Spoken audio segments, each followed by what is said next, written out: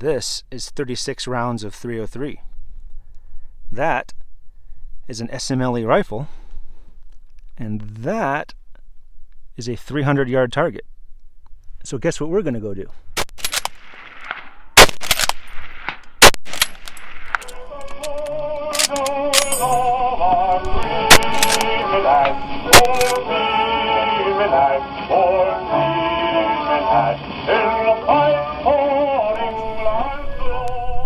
Hi, I'm Brett Gibbons from papercartridges.com, here with Chris Brezevoy. And so today, we're going to try to, well, not even going to try. I'm going to see how close I can approach the world record mad minute, the documented world record mad minute, shot by Sergeant-Major Wallingford at the School of Musketry, 1909 or 1910. I believe it was 1909. So the record is 36 hits, not rounds fired, 36 hits on a 48-inch target at 300 yards from a bolt-action SMLE rifle. So I'm pretty quick. You are brisk. With this rifle. You are brisk. I've shot a lot of rounds out of it. It is one of my favorite rifles. I have a feeling that Sergeant Major Wallingford might have you by a shade. Yeah. Well, he wakes up in the morning, brushed his teeth, put on his uniform, and went out and shot .303 rifles for a living. Knowing the idiosyncrasies of this rifle, I'm going to put myself at about 25. I think I can do 25 rounds. Yeah. Hopefully close to 25 hits. I'll be excited to break 20 hits in a minute. That's still hauling. So the ground rules: charger loading, starting with the loaded magazine. In fact, I might even cheat and give myself one in the chamber. I think he'd forgive you for that. So, nothing for it but to do it. It's only getting hotter and I'm already starting to sweat. Yes, we're suffering for your entertainment. And in the name of science. In the name of science, the things we do.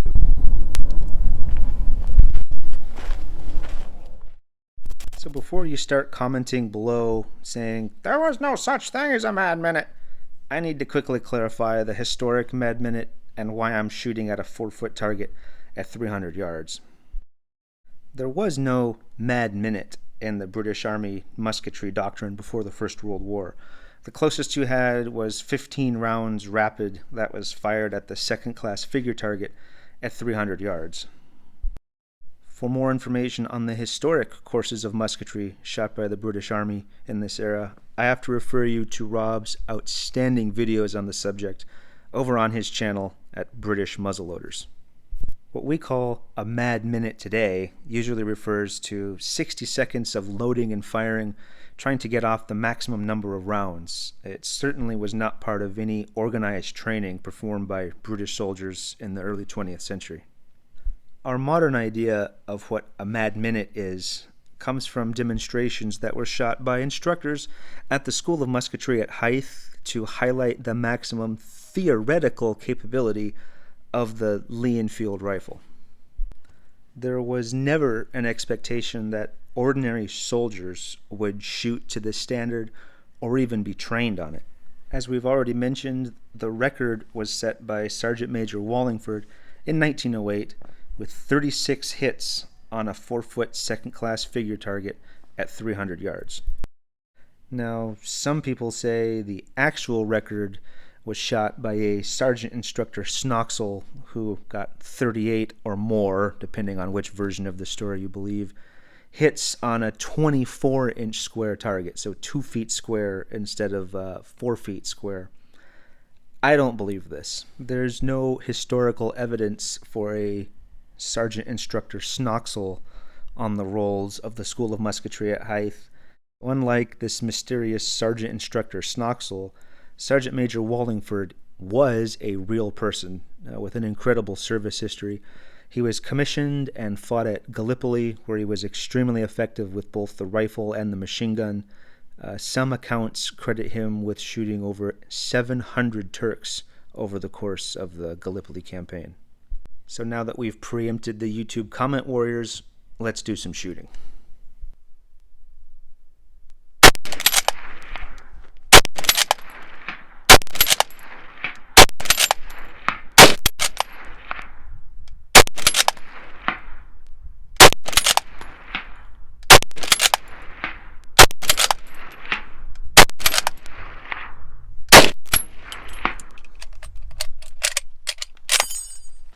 guess. You know.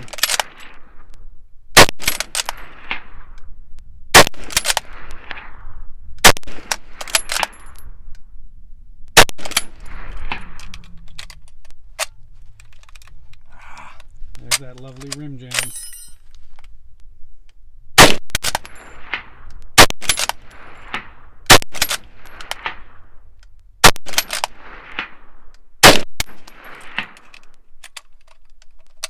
One minute in 3, 2, and 1. Really? Yep.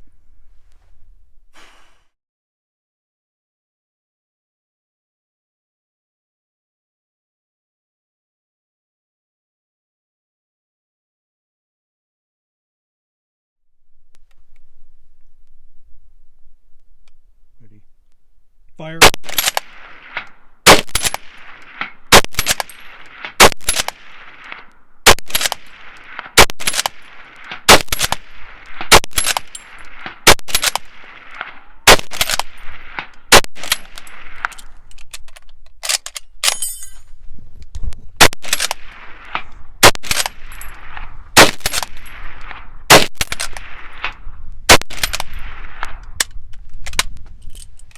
Oops.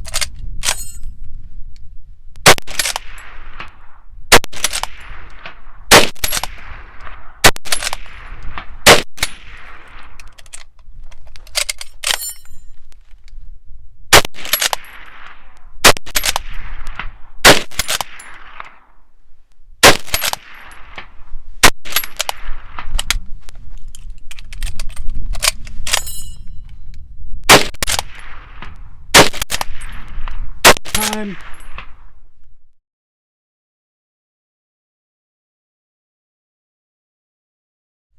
Show clear for the YouTube safety police. There's an empty rifle. It is a very hot rifle. Yeah, check this out. It is Properly bleeding. 30 rounds in, in every 2 seconds. That's a workout for an old warhorse, and a workout for me.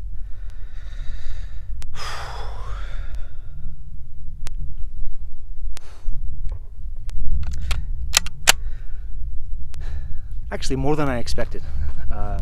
I thought if I can get 25 rounds off, I'd be happy.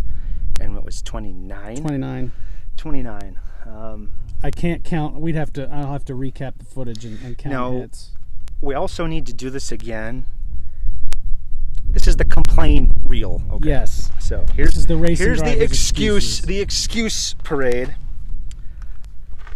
Because the target is uphill and I'm way down here. The butt of the rifle was below my shoulder, and it was very inconvenient to cycle a bolt when the butt of the rifle was moving. So I'm having to use more physical force with the left hand, pushing the rifle back at the same time I'm trying to manipulate a bolt and aim. I think if I was on level ground or at a bench rest, where I didn't have to do all the extra things with the rifle wiggling around, I'm confident I could get more. And something else that we meant that I'm sure we're going to get called out on is you were loading 5 at a time and not 10. Go ahead and address that. Just so we Yeah, can nip because it in the they're going to bud. call this out. Why aren't you loading 10? That magazine holds 10 rounds. This rifle was made in 1942. It's an Australian Lithgow. And my magazine, the lips on it, have been bent so many times that if I load 2 charger clips at once, there's about a 50% chance I will get a rim jam. Most of the time, you can defeat the rim jam just by plowing the bolt forward. But when you're going for speed, everything has to go just right. If you're in battle, yeah, plow over the rim jam. It's not a big deal as people made out the 303 rim jams to be. But when you're trying to get as many rounds off in 60 seconds at a 300-yard target, I would rather take my chances and load 5 rounds at a time, knowing that those are going to cycle and I'm not going to get a jam that's going to slow me down, than And- try to get 2 charger clips in there and then end up because that's the rifle's fault. That's not my fault. It's not the design's fault. It's just this particular rifle, the lips on this magazine, and I don't want to tinker with it because it works great. I don't want to monkey with it anymore. She's And let's do 80 some years basic old. arithmetic. You're still loading as many charger clips.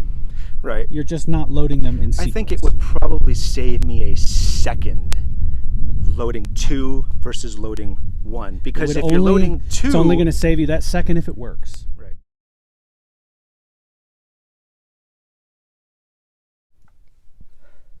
So here are my final thoughts. Combining both attempts, in 2 minutes I got off 50 rounds with 37 hits for an accuracy rate of about 74%. That is a lot of infantry firepower, even though I came well short of Sergeant-Major Wallingford's record. More importantly, this was aimed, effective fire. Now obviously no one was shooting back at me, but 75% hits at 300 yards, I still think that's pretty respectable, and that is not a very big target looking through the iron sights of a rifle. Now, I love the 303 and the SMLE rifle, but by 1914, the battlefield had permanently changed. It was no longer up to the skill and training of the individual rifleman to decisively shape a battle. It was cheaper and probably a lot more effective just to add a couple more machine guns to your battalion than intensively training riflemen up to this standard.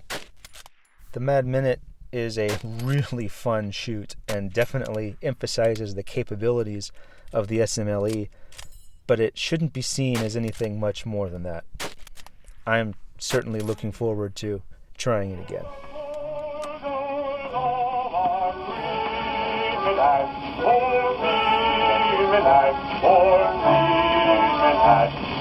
For